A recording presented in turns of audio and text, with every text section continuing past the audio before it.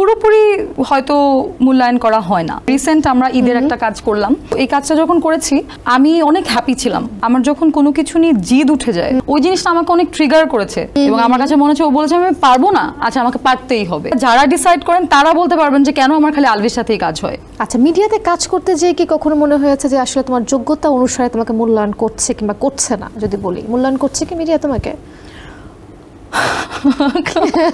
বলো, কি বলবে? পুরোপুরি হয়তো মূল্যায়ন করা হয় না, এটা আমি নাওয়াডেজ ফিল করি। আচ্ছা, ওকে।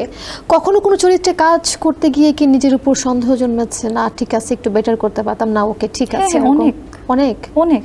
কখনো কি স্যাটিসফ্যাকশন আছে যে না কাজ করে বাসায় এসে না ওকে আজকে আমি খুব ভালো করেছি? হ্যাঁ, এরকমও হয়।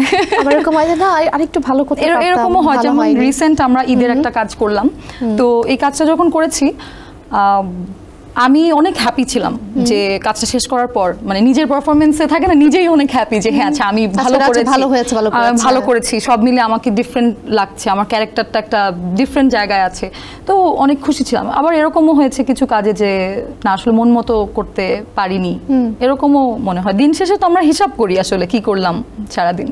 তো ঈদে কতগুলো নাটক এসেছে? কাজ তো করা হয়েছে অনেক, কোনটা ঈদে যাচ্ছে কোনটা ঈদে যাচ্ছে না সব জানি না, একদম স্পেসিফিক্যালি 3টা জানি যে 3টা কাজ আসছে। আচ্ছা, তখন তুমি বলছিলে যে তোমার শুরুর দিকটা অনেক স্ট্রাগলিং ছিল, রাইট?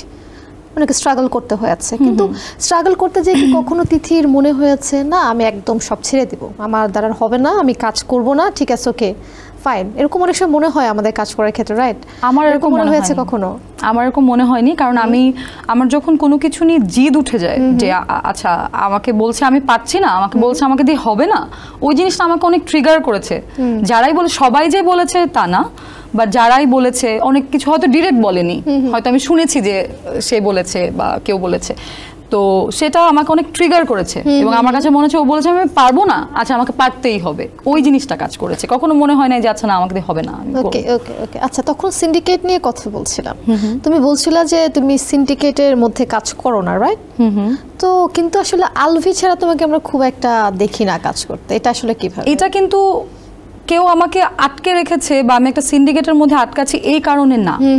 হ্যাঁ, আমার যখন, আমি তো আর প্রডিউসার না, আমি তো আর ইনভেস্ট করছি না, ডিরেক্টর তো আমি না, কে কে কাজ করবে, কোন দুইজন নায়ক নায়িকা থাকবেন, এটা আমি ডিসাইড করি না।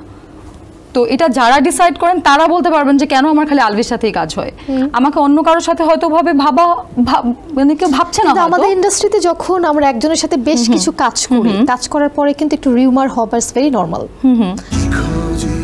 সেনসেশন ক্লাসিক স্ট্রবেরি ও কফি ভ্যারিয়েন্টে